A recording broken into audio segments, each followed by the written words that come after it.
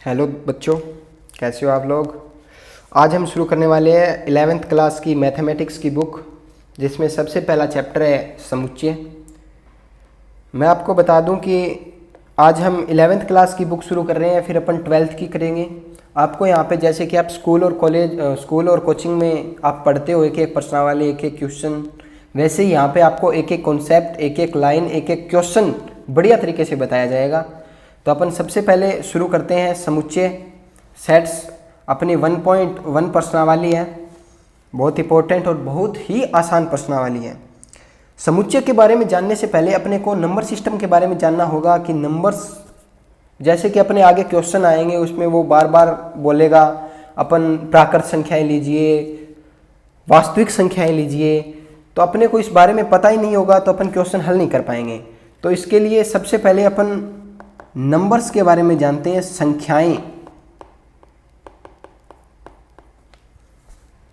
देखिए बच्चों, संख्याएं होती है, आप सभी को पता है, आप सभी जानते हो -2 क्या होता है, 1 क्या होता है, 2 क्या होता है, पर इनको अलग अलग डिफाइन कर दिया गया। जैसे कि अपन सबसे पहले अपने सामने है n, जिन्हें प्राकृत संख्याएं बोला गया है। ठीक है, प्राकृत संख्याएं क्या होती है? वे संख्याएं जो पॉजिटिव 1 2 3 4 5 इन्फिनिटी तक, ये सारी संख्याएं वास्तविक संख्या, नेचुरल नंबर्स, प्राकृत संख्याओं में गिनी जाती है। जैसा कि मैंने पहले बोला, संख्याएं होती है। अब इसमें पॉजिटिव संख्याएं डाल दी, वैसे ही जेड, इसमें पॉजिटिव और नेगेटिव विद शून्य। आपको मैं बता दूं कि शून्य ना ही तो पॉजिटिव है और ना ही नेगेटिव है। ओके, जेड के अंदर -इन्फिनिटिव से -3 -4 -2 -1 0 1 2 3, ये इन्फिनिटिव तक, मतलब सारी धनात्मक और ऋणात्मक संख्याएं डाल दी। ये हो गया अपना पूर्णांक। इसके बाद अपने सामने है परिमेय संख्याएं, जिन्हें अपन Q से डिनोट करते हैं। परिमेय संख्याएं P/Q के रूप में जो संख्याएं होती हैं, इन्हें परिमेय संख्याएं बोलते हैं। अब P क्या है, Q क्या है, वो इन्हीं नेचुरल नंबर्स और मतलब प्राकृत संख्याएं और पूर्णांकों से लिए जाते हैं। जैसे कि 2 -2, अब 2 को 2/1 भी लिख सकते हैं, -2 को -2/1 लिख सकते हैं। ये तो हो गया ना P/Q रूप। ओके, जैसे कि 3/2 4/6 1000/2000। ठीक है, ये हो गया इसका P/Q रूप, इन्हें बोलते हैं हम परिमेय संख्याएं।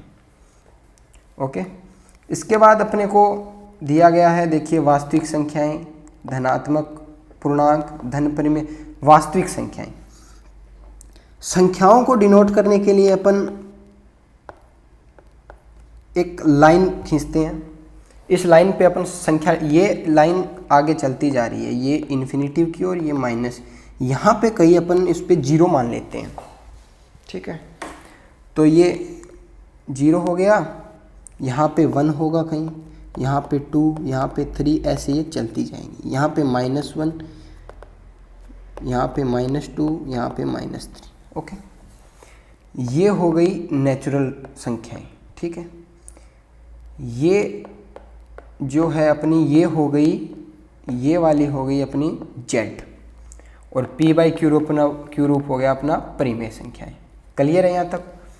अब वास्तविक संख्या, इनके बीच में भी तो संख्याएं रह गई। इनके बीच में देखिए, यहाँ पे बहुत सारी संख्याएं रह गई, जैसे कि 0.99 0.98 0.00000001, ये भी तो एक संख्या है। और ये कहीं ना कहीं इस रियल लाइन में देखिए, ये 0 और 1 के बीच में कहीं यहाँ पे होगी, थोड़ी सी यहाँ पे कहीं होगी, फिर यहाँ अनंत संख्या। इन 0 और 1 के बीच में आपको मैं बता दूं, इतनी संख्याएं हैं जिन्हें हम गिन नहीं सकते। तो वास्तविक संख्याएं, जिन्हें हम R से डिनोट करते हैं, ठीक है, ये इस पूरी रियल लाइन को, इस पूरी लाइन को अपन वास्तविक संख्याएं बोलते हैं। ठीक है, इसके बाद अपने को दिया गया है R positive, Z positive, Q positive, n positive, n तो होता ही वैसे पॉजिटिव है, ये 3 दिया गया है अपने को। इसका मतलब क्या है, पॉजिटिव का मतलब इसमें सिर्फ पॉजिटिव संख्याएं आएगी r की, जैसे r में ये नेगेटिव संख्याएं भी है, जैसे कि r में देखिए नेगेटिव संख्याएं भी है और पॉजिटिव संख्याएं भी है। पर r पॉजिटिव में क्या होगा, सिर्फ और सिर्फ इससे आगे पॉजिटिव, इसमें जीरो शामिल नहीं होगा, बता दूं मैं आपको, ये जीरो इसमें शामिल नहीं होगा, इससे आगे की ये r पॉजिटिव में आएंगी सारी संख्याएं।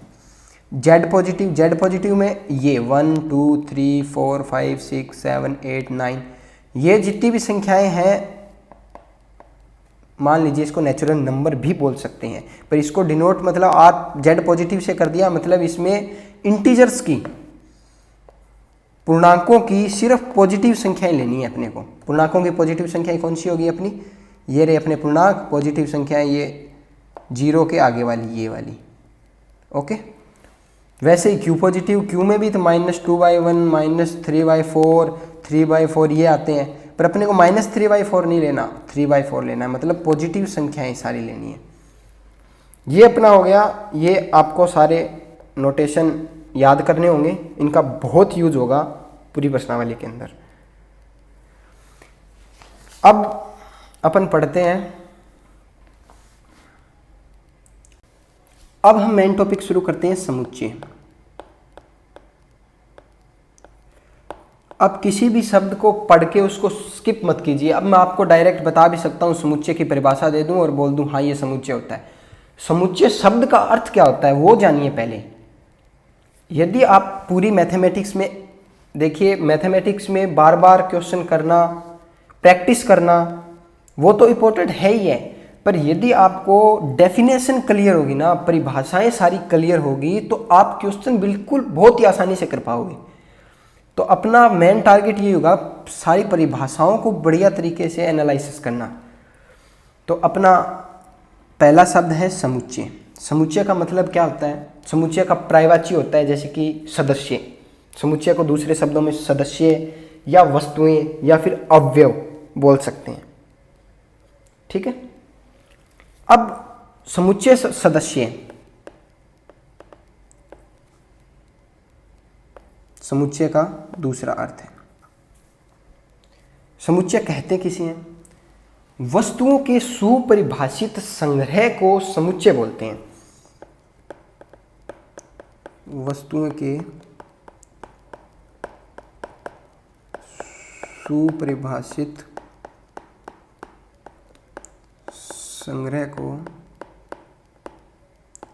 सेट्स कहते हैं, ठीक है। अब अपना नेक्स्ट वर्ड है सुपरिभाषित। सुपरिभाषित का मतलब क्या हुआ, सुपरिभाषित का मतलब हुआ कि अपने को उस संग्रह में, संग्रह आप समझते होंगे सभी, इकट्ठा करना, तरह तरह की वस्तुओं को इकट्ठा करना संग्रह होता है। जैसे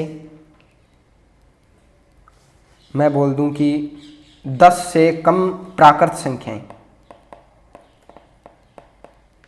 10 से कम प्राकृत संख्याएं तो क्या होगी, 1 2 3 4 5 6 7 8 9, ये हो गए संग्रह, 10 से कम प्राकृत संख्याओं का संग्रह, ठीक है।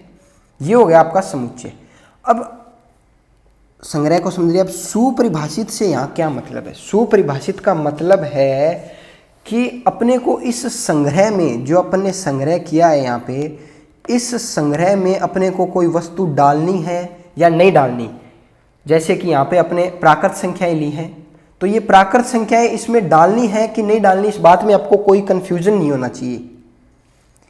सुपरिभाषित शब्द का मतलब यही है कि आपको उसके बारे में पूर्णतः क्लियर। अब इसमें आपको बोल दी, आपको ये कंडीशन दे दी कि 10 से कम प्राकृत संख्याओं को आपको संग्रह बनाना है, तो आपने ये डाल, अब आप इसमें 10 डालोगे कि नहीं डालोगे, आपको पता है कंडीशन दे दी भी 10 से कम ही लेने हैं, तो आप 9 तक ही डालोगे। तो आप क्लियर हो कि आप 9 तक के ही एलिमेंट डालोगे, मतलब आप सुपरिभाषित हो, आप वेल डिफाइन हो, तो आपका ये समुच्चय हो गया। यदि आपको सुपरिभाषित अब भी समझ में नहीं आया, तो अपन प्रश्नावली में जैसे ही क्वेश्चन करेंगे तो आपको मैं वहाँ और अच्छे से बता पाऊंगा, ठीक है।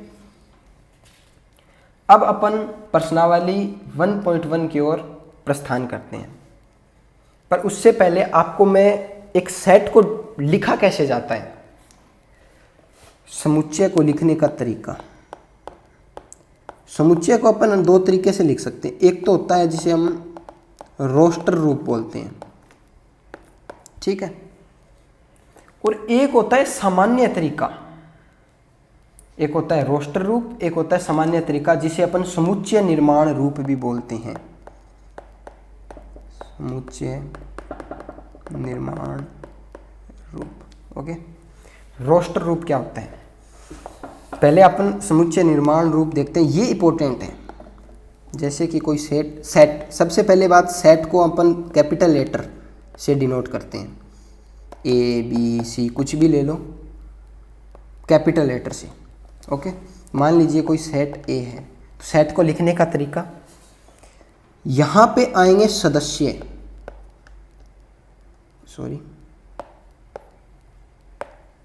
यहां पे आएंगे सदस्य, सच दैट, ये दो अपन ने जो बिंदी लगाई है ना, इनको सच दैट बोलते हैं।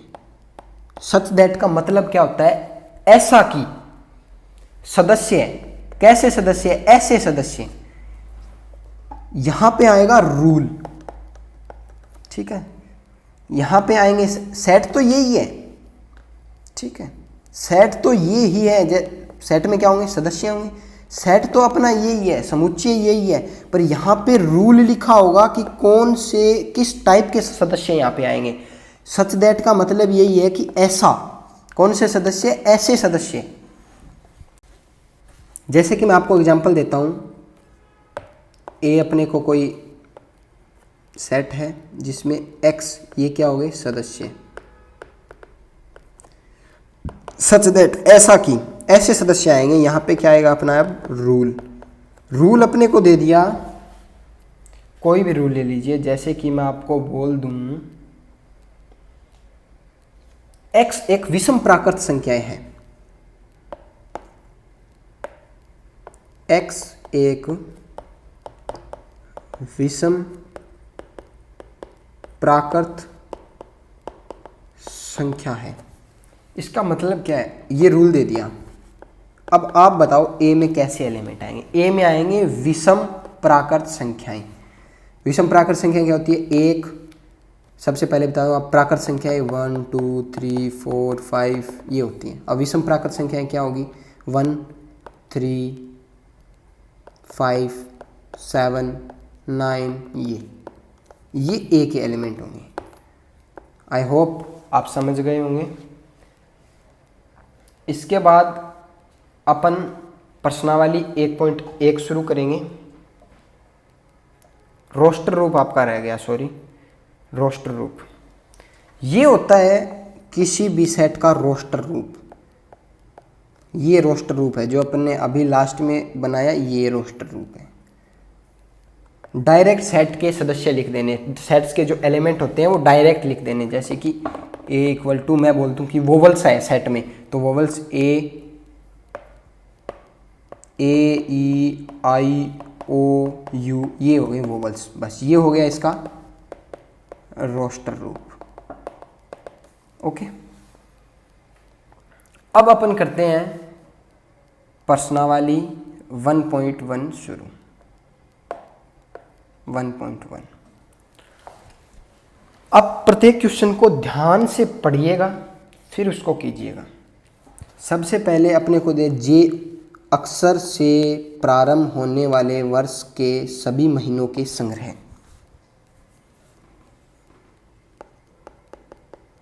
लिखा क्या है, कौन से समुच्चय है और कौन सा समुच्चय नहीं है, ठीक है। समुच्चय की परिभाषा आपने क्या पढ़ी थी, सबसे पहले समुच्चय की परिभाषा इंपॉर्टेंट है। अपने को समुच्चय है कि नहीं वो बताना है। समुच्चय की परिभाषा क्या थी, सुपरिभाषित संग्रह, ये अपना समुच्चय की परिभाषा। बस इन दो शब्दों से अपन ये सारे क्वेश्चन सॉल्व करेंगे अब, ठीक है। पहला क्या है, जे अक्षर से प्रारंभ होने वाले वर्षों के सभी महीनों के संग्रह। जनवरी, फरवरी, फरवरी इसमें नहीं आएगा। अपन सुपरिभाषित है कि नहीं कि इसमें एफ से शुरू हो रहा है, तो मतलब फरवरी नहीं आएगा। जनवरी, फरवरी, मार्च भी नहीं आएगा, एम से शुरू होता है। अप्रैल भी नहीं आएगा। जून, जुलाई, अगस्त नहीं आएगा। सितंबर, अक्टूबर, नवंबर, दिसंबर, ये मतलब इसमें ये 3 ही एलिमेंट है। सुपरिभाषित है कि नहीं, अपने को कोई डाउट नहीं है। आप बोल दे भाई इसमें मार्च डालो, क्यों डालें मार्च? अपने को रूल क्या दिया गया है कि जे से शुरू होना चाहिए, तो ये जे से शुरू नहीं होता, मतलब अपने सुपरिभाषित है और अपने पास संग्रह भी है। सुपरिभाषित संग्रह ही तो सेट है, और सेट को लिखने, ये ब्रैकेट होता है, इसमें अपन सेट को लिखते हैं। ये सेट का नोटेशन है, इस सेट के अंदर अपन समुच्चय को लिखते हैं। ये 3 एलिमेंट आएंगे। ओके, अब दूसरा, 2 सेकंड में इसको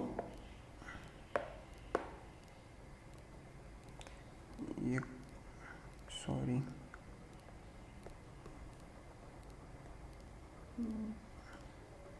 दी साइज कैसे होगा ये?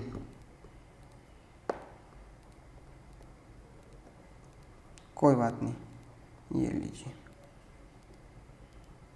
इसको मैं छोटा कर देता हूँ, अपने को आसानी होगी। ओके, अब अपन करते हैं दूसरा, पहले का दूसरा। भारत के 10 सबसे बड़े प्रतिभाशाली लेखकों का समूह है। सबसे प्रतिभाशाली, अब अपना वही बात, समुच्चय का मतलब सुपरिभाषित, और वो भी संग्रह। अब इसने बोला भारत के 10 सबसे प्रतिभाशाली लेखकों का संग्रह। अब मान लीजिए भाई एक लड़की तो बोल रही है तुलसीदास बहुत ही प्रतिभाशाली लेखक थे, और वहीं पे एक लड़का बोल रहा है कि नहीं तुलसीदास मेरे को पसंद ही नहीं है, वो प्रतिभाशाली है ही नहीं, बिल्कुल भी नहीं है, कुछ नहीं है उसमें। तो अपन वेल डिफाइन है कि नहीं बताओ? अपने को अब यहाँ पे दिक्कत आ गई कि एक लड़की तो बोल रही है इसमें तुलसीदास को डालो, और एक लड़का बोल रहा है मत डालो। दिक्कत हो गई ये तो। अब उन 10 प्रतिभाशाली को अपन कैसे चुने? अपने को दिक्कत हो गई, अब तुलसीदास को डालें कि नहीं डालें, मतलब अपन सुपरिभाषित नहीं है। 2 नंबर नहीं होगा, 1 नंबर हो गया, 2 नंबर नहीं होगा। अब बात आ गई 3 नंबर पे। 3 नंबर क्या बोल रहे हैं? विश्व के सर्वश्रेष्ठ 11 बल्लेबाजों का संग्रह। अब भाई कोई बोल दे सचिन तेंदुलकर मुझे बहुत पसंद है, और मैं बोल रहा हूँ भाई मेरे को सचिन तेंदुलकर बिल्कुल भी बढ़िया नहीं लगता, क्या करें? सचिन तेंदुलकर को इसमें डालें कि नहीं डालें? इस अपने सेट में, समुच्चय में सचिन तेंदुलकर को डालूं कि नहीं डालूं? अब कोई तीसरा बंदा आ देगा भाई सचिन तेंदुलकर को मैं जानता ही नहीं, अब क्या करें? मतलब अपन सुपरिभाषित नहीं है। 3 नंबर भी नहीं होगा। 4 नंबर, अपनी कक्षा के सभी बालकों का संग्रह। कक्षा के सभी बालकों का संग्रह।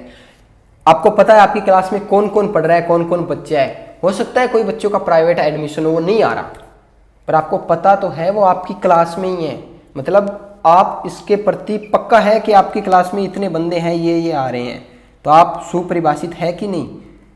सुपरिभाषित संग्रह हो गया ये। अब आ गया 100 से कम सभी प्राकृत संख्याओं का समूह है। 5 नंबर है 100 से कम सभी प्राकृत संख्या 1 2 3 4, ये 99 तक जाएगा। हो गया सुपरिभाषित। ये लो भी अपना, ये भी समुच्चय हो गया। लेखक प्रेमचंद्र द्वारा लिखित उपन्यासों का संग्रह। अब लेखक प्रेमचंद द्वारा लिखित उपन्यासों का संग्रह, पर्टिकुलर अपने को लेखक दे दिया प्रेमचंद, उसने कौन कौन से उपन्यास लिखे अपने को पता है, तो इसमें ये हो गया वेल डिफाइन, सुपरिभाषित। सभी संपूर्णांकों का संग्रह, ये भी हो जाएगा। समझ रहे हो क्यों हो जाएगा? संपूर्णांक कौन कौन से होते हैं अपने को पता है, 2 4 6 8 10 -2 -4 हो गए कि नहीं हो गए? इस अध्याय में आने वाले प्रश्नों का संग्रह। अब इस अध्याय में कौन कौन से क्वेश्चन है वो अपन लिख सकते हैं ना।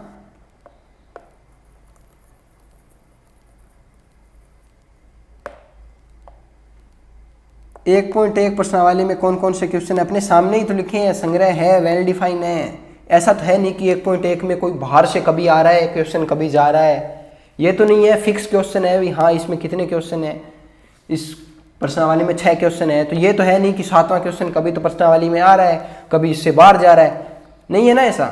तो मतलब वेल डिफाइन है, इसमें 6 एलिमेंट फिक्स है, 6 क्वेश्चन फर्स्ट सेकंड थर्ड ये फिक्स है ना इसमें, तो हो गया, ये भी वेल डिफाइन है। अब विश्व में सबसे अधिक खतरनाक जानवरों का संग्रह, ये देखो भाई, अब बताओ ये वेल डिफाइन है कि नहीं, क्या लगता है। अब भाई देखो किसी लड़की को तो कॉकरोच से भी डर लगता है, और कोई लड़का है वो शेरों से भी नहीं डरता, ठीक है। तो इसमें बताओ कॉकरोच को डाले कि नहीं डालें। लड़का बोलेगा भाई इसमें शेर को भी मत डालो, और लड़की बोल रही है इसको कॉकरोच को भी डाल दो इसमें, तो वेल डिफाइन नहीं है ना। कोई किसी से डरता है, कोई किसी को कोई खतरनाक लगता है, कोई किसी को, मेरे को इंसान खतरनाक लगते हैं, वो भी तो जानवर से कम थोड़ी ना है। तो ये भी अपना वेल डिफाइन नहीं है। क्वेश्चन नंबर अपना 2 फर्स्ट हो गया अपना पूरा। अब यहाँ पे अपने को ये प्रतीक दिए गए हैं, बिलोंग्स टू, इसको बिलोंग्स टू बोलते हैं, belongs to and doesn't belongs to. Hindi में मेरे को पता नहीं इसको क्या बोलते हैं, मैं आपको देख के बाद में बता दूंगा। इंग्लिश में इसको बिलोंग्स टू बोलते हैं, और आपको बिलोंग्स टू ही बोलना है, बिलोंग्स टू और डजंट बिलोंग्स टू, ठीक है। अब मान लीजिए कोई सेट है, इसमें 1 2 3 4 5 एलिमेंट।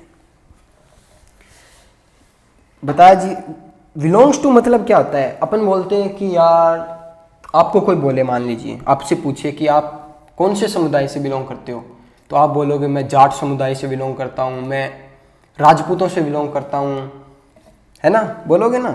तो मतलब ये सेट से बिलोंग करते हैं कि नहीं वो देखना है। जैसे कि 1 बिलोंग्स टू ए, 1 बिलोंग कर रहा है कि नहीं कर रहा है, ए में आ रहा है ना एक, जैसे ही 2 आ रहा है, ऐसे ही 3 बिलोंग कर रहा है ए में, सॉरी। अब आपको बोल दे 6 बताओ, 6 बिलोंग कर रहा है, नहीं कर रहा, तो डजंट बिलोंग्स टू, 6 नहीं आ रहा है इस सेट में, तो 6 डजंट बिलोंग्स टू ए। सीधी सी बात है, यदि सेट में एलिमेंट आ रहा है तो बिलोंग्स टू, नहीं आ रहा तो डजंट बिलोंग्स टू, ओके।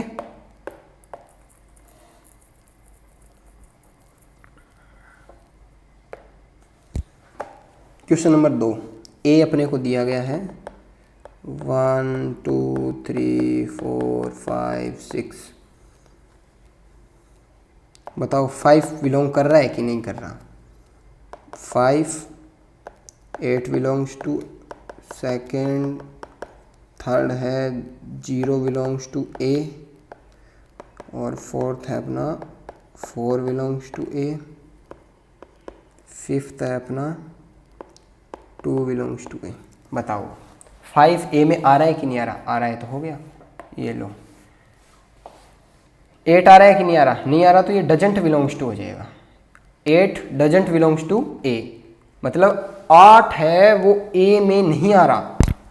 0 भी नहीं आ रहा, तो ये भी डजंट बिलोंग्स टू हो जाएगा। 4 आ रहा है कि नहीं आ रहा, आ रहा है तो बिलोंग्स टू हो जाएगा। 2 आ रहा है तो हो गया, ठीक है। 8 डजंट बिलोंग्स टू, ये बिलोंग्स टू हो गया, ये डजंट, सॉरी इसको अपन लिखते हैं belongs to, doesn't belongs to, doesn't belongs to, belongs to, belongs to, belongs to, ठीक है। अब आ गया अपना question number 3। Question number 3, roster रूप आपको बताया था मैंने कि इस ब्रैकेट के अंदर डायरेक्ट एलिमेंट्स को लिख देना, उनके सदस्य को लिख देना, रोस्टर रूप है। और समुच्चय निर्माण रूप एक्स सच दैट, यहाँ पे आएगा रूल कि कैसे एक्स अपने को लेने हैं, ये होता है समुच्चय निर्माण रूप। आपको मैंने बताया था। अब ज़्यादा फंसिए मत इस चीज़ों में, डायरेक्ट याद रखिए भी रोस्टर रूप क्या होता है, डायरेक्ट उनके एलिमेंट को लिखना, और समुच्चय निर्माण रूप जिसमें एक्स सच दैट, कैसे एक्स जो अपने को आगे रूल दिया होगा वैसे एक्स, ओके। अब थर्ड क्वेश्चन क्या बोल रहा है अपने को कि x सच दैट x एक पूर्णांक आते ही अपने को ये मन में आ जाना चाहिए z, सच दैट कैसा पूर्णांक है, -3 से बड़ा x 7 से छोटा। अब -3 और 7 के बीच में कौन कौन सी संख्याएं होती हैं, a = -3 से बड़ा क्या होगा, -2 -1 0 1 2 3 4 5 6 7 नहीं लेंगे, 7 लेंगे तो ये इक्वल का निशान आता, तो 7 लेते इक्वल का निशान नहीं है तो अपन 7 नहीं लेंगे। ओके, तो थर्ड का फर्स्ट का हो गया a = -2 -1 0 1 2 3 4 5 6। ओके, ये हो गया सेकंड क्वेश्चन। सेकंड क्या बोल रहा है अपने को कि x सच दैट x संख्या 6 से कम एक प्राकृत संख्याएं हैं। प्राकृत संख्याएं नाम लेते हैं अपने को n, दिमाग में आना चाहिए n। तो कौन सी संख्याएं होगी, 6 से कम क्या होगी, 1 2 3 4 5, 6 से कम। इसी प्रकार third x such that x 2 अंकों की एक ऐसी प्राकृत संख्या है जिसके अंकों का योगफल 8 हो। ये लो जी, ये b था, ये c है। 2 अंकों का योग 8 हो, कौन कौन सी संख्याएं होंगी वो देखो, 2 अंकों का योग 8 होना चाहिए, और वो भी कौन सी संख्याएं, प्राकृत संख्याएं हैं। प्राकृत संख्याएं मतलब n से लेनी है अपने को संख्याएं, बोलो बोलो कौन सी होंगी, मैं बताता हूँ। 7 और 1 8, 7 + 1 8, 26 35 44 और 53 62 और 71। इनको जोड़िए, 6 7 8 5 3 8 4 4 8 5 3 8 6 2 8 7 8 हो गया। अब आ जाइए फोर्थ पे। फोर्थ क्या बोल रहा है कि x सच दैट x एक अभाज्य संख्या है जो संख्याओं 60 की भाजक है। अभाज्य संख्याओं को आप जानते होंगे, नहीं जानते तो आपको बता देंगे। अभाज्य संख्याएं वे संख्याएं होती है जिनमें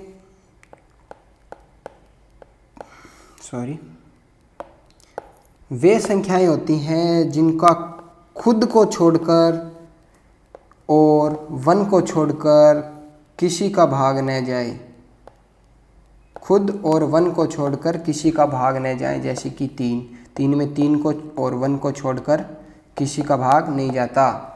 जैसे कि 5 में 1 और 5 को छोड़कर किसी का भाग नहीं जाता। तो ये अभाज्य संख्याएं हैं, ठीक है।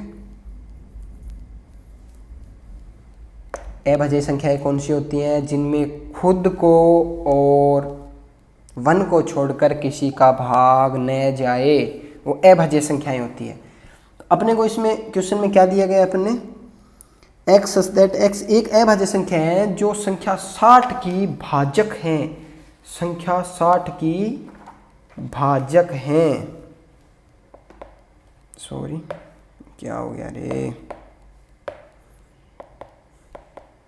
संख्या 60 की भाजक है। अब 60 की कौन कौन सी संख्याएं भाजक है वो देखिए आप।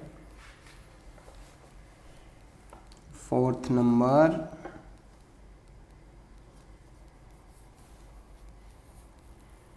देखिए 60 को 2, पहले तो 60 तक की अभाज्य संख्याएं लिखिए यार। 3 2 5 3 2 5 3 2 5 6 7 8 7। 60 को भाजित नहीं करता ये, मतलब 60 में 7 का भाग नहीं जाता ना, तो 7 नहीं लेंगे। 8 9 10 11 भी नहीं होगा, 12 नहीं होगा, 13 नहीं होगा, 40 50 60 70 80 90 20 नहीं होंगी। 2 3 और 5 ये तीन संख्याएं हैं जो 60 को विभाजित करती है और अभाज्य है। ओके, अब अपन लेते हैं फिफ्थ में अपने को क्या दिया गया है, ट्रिग्नोमेट्री शब्द के सभी अक्षरों का समुच्चय। ट्रिग्नोमेट्री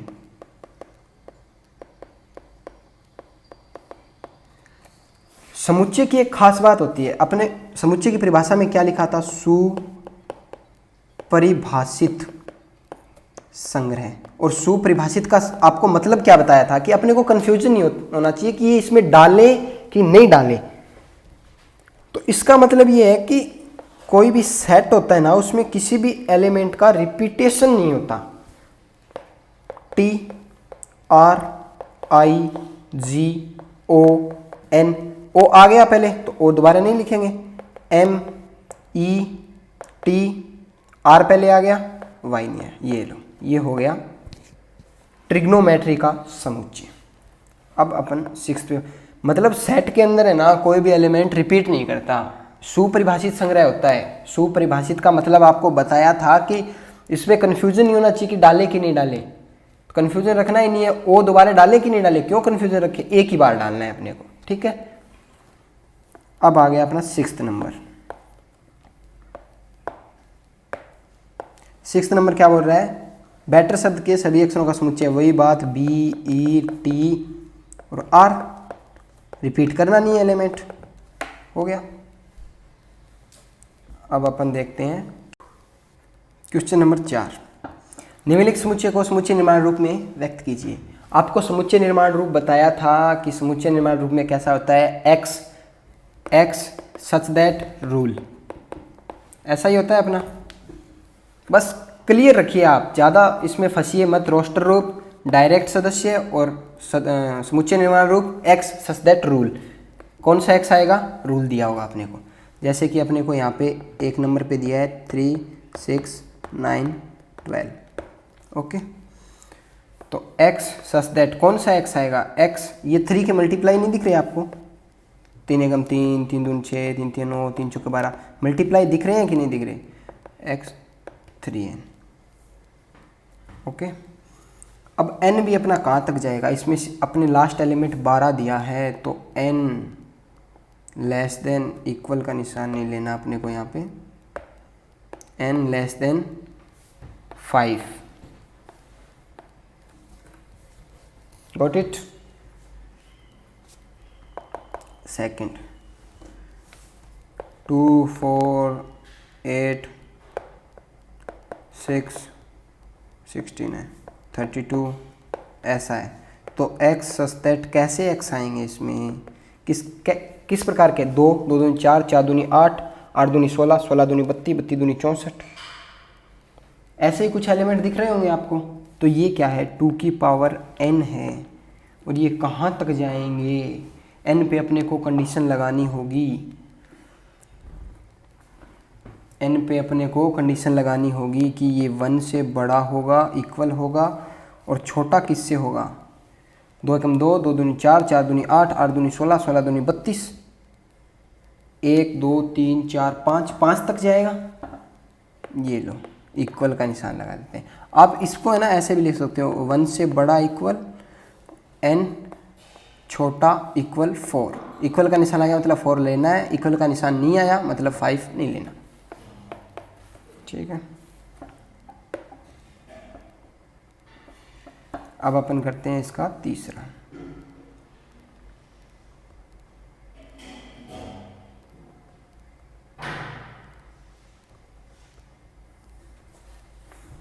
ऐसे ही तीसरा 5 25 125। ये आपको ऐसे मतलब 5 की स्क्वायर नहीं दिख रही, 5 25 25 5 125। तो x सच दैट x क्या आएगा, 5 की पावर n। अब बताइए ये कहाँ तक जा रहा है, ये कहाँ तक जा रहा है, 625 तक जा रहा है। मतलब n 1 के इक्वल तो होगा ही होगा, किसके इक्वल होगा, 5 एकम 5, 5 5 25, 25 5 125 कितने के इक्वल आया? 650 तक जा रहा है। 125 पांजू 625 मतलब 4 तक जाएगा। ये हो गया 4th 2 4 6। ये देखो इसमें डैश डैश दिया है, ये डैश डैश का मतलब है ये इन्फिनेटिव तक जा रहा है, ये रुकता नहीं है। तो ये 2 का multiply x such that x equal to, ये लो अपना ख़त्म हो गया। यहाँ पे n पे कंडीशन लगाने की अपने को कतई ज़रूरत नहीं है, समझे? 4 नंबर में अपने को n पे कंडीशन लगाने की कतई ज़रूरत नहीं है। या फिर अपन ऐसे लिख सकते हैं कि सम संख्याएं x सच दैट x एक सम प्राकृत संख्या है, ठीक है। ये भी रोस्टर, ये भी समुच्चय निर्माण रूप है और ये भी समुच्चय निर्माण रूप है। आप इसको ऐसे भी लिख सकते हो s इक्वल टू 2n, और यहाँ पे लिखना होगा आपको n बिलोंग्स टू n से, नेचुरल नंबर से बिलोंग कर रहा है ये n। पर इससे अच्छा है आप इसको लिख दो, हिंदी में ज़्यादा बेटर रहेगा ना। क्वेश्चन नंबर ये लास्ट वाला देख लेते हैं अपन। 1 4 9 100 तक जा रहा है। क्या दिख रहा है आपको? क्या दिख रहा है आपको? कुछ दिख रहा है? ये स्क्वायर नहीं दिख रही? नेचुरल नंबर्स की स्क्वायर, 1 की स्क्वायर 1, 2 की स्क्वायर 4, 3 की स्क्वायर 9, 4 की स्क्वायर 16, ऐसे स्क्वायर नहीं। और ये चल कहाँ तक रहा है? ये कहाँ तक चल रहा है? ये 100 मतलब 10 की स्क्वायर तक चल रहा है। अब अपन देखते हैं इस पे कंडीशन क्या लगाएं। कंडीशन क्या होगी? x कौन से x आएंगे यहाँ पे? अरे यार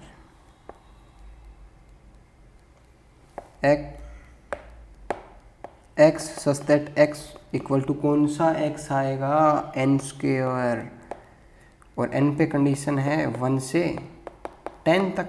ये हो गया आपका। अब आ रहा है अपना क्वेश्चन नंबर 5। क्वेश्चन नंबर 5 क्या? निम्नलिखित समुच्चयों के सभी अवयवों को सूचीबद्ध कीजिए।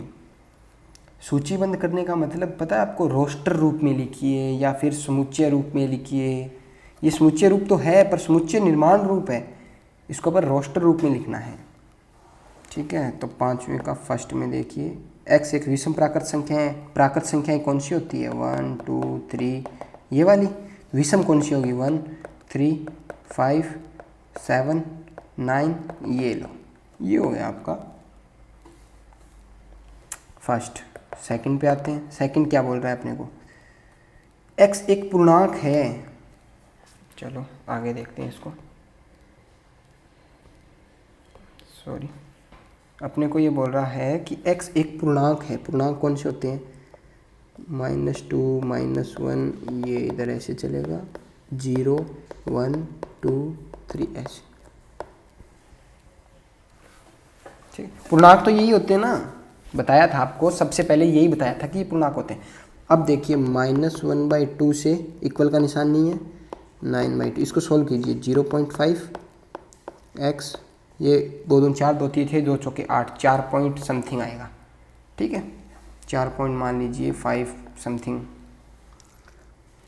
तो इसके बीच में पूर्णांक कौन से होंगे? -0.5 से आगे क्या आएगा? 0 1 2 3 4, है कि नहीं? ये हो गया इसका रोस्टर। बात करते हैं तीसरे की। x सच दैट x एक पूर्णांक है। x स्क्वायर छोटा है 4 से। पूर्णांक कौन से? ये हो गए अपने पूर्णांक। तो 2 की स्क्वायर क्या होगी? -2 की स्क्वायर 4, -1 की स्क्वायर 1, 0 की स्क्वायर 0। इक्वल का निशान मतलब 4 1 ये आ सकते हैं। कौन से एलिमेंट आ सकते हैं इसमें? 2 की स्क्वायर 4, 1 की स्क्वायर 1, तो मतलब -2 -1 0 1 और 2, ये एलिमेंट हो गए इसके सी के। ओके,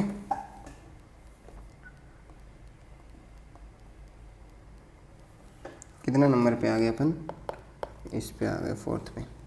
लोयल शब्द का एक अक्षर है, लोयल शब्द का एक अक्षर है। ये क्या बोलने चाह रहा है कि रोस्टर रूप में तो लिखना है LOYL, एल तो दोबारा लिखना ही नहीं भाई, गलत क्यों कर रहे हो।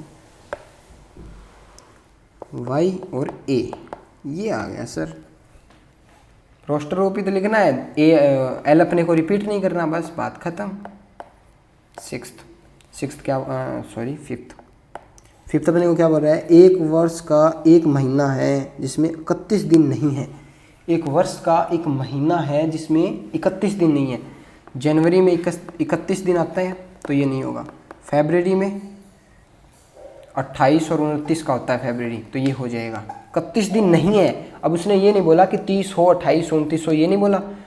31 को छोड़ के अपने को सारे लेने हैं। फरवरी हो गया, अप्रैल हो गया, जून हो गया, सितंबर हो गया और नवंबर हो गया। ये लो जी। सिक्स्थ, अंग्रेजी वर्णमाला का एक व्यंजन है जो के से पहले आता है। के से व्यंजन ABCD, के से पहले पहले कौन से होते हैं? BCDFGHJ।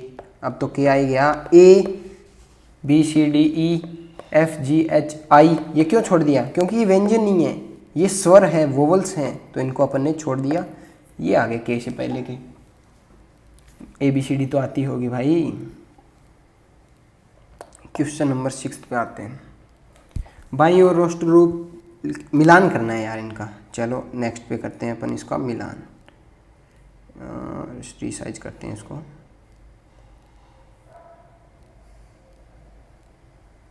ये लो जी, मिलान करते हैं। ये क्या बोल रहा है? x एक भाजक संख्या है और 6 की भाजक है। भाजक संख्या और 6 की भाजक है। 1 2 3 6, ये भी तीनों भाजक हैं। अभाज्य संख्या है। तो यहाँ पे 6 अभाज्य संख्या नहीं है, ये तो नहीं हो सकता। ओके, फर्स्ट का ये नहीं हो सकता। सेकंड, ये देखो, ये दोनों अभाज्य संख्या है और 6 को विभाजित करती है। अब देखो x संख्या 10 से कम एक विषम प्राकृत संख्या है। विषम और प्राकृत संख्या भी है। ये लो जी, ये क्या, x एक प्राकृत, ये मैथमेटिशियन वाला मिला दियो। एक प्राकृत संख्या और 6 की भाजक है, एक प्राकृत संख्या और 6 की भाजक है। ये लो जी, हो गया। 1.1 प्रश्नावली यहीं पे ख़त्म होती है। कल अपन करेंगे 1.2 प्रश्नावली।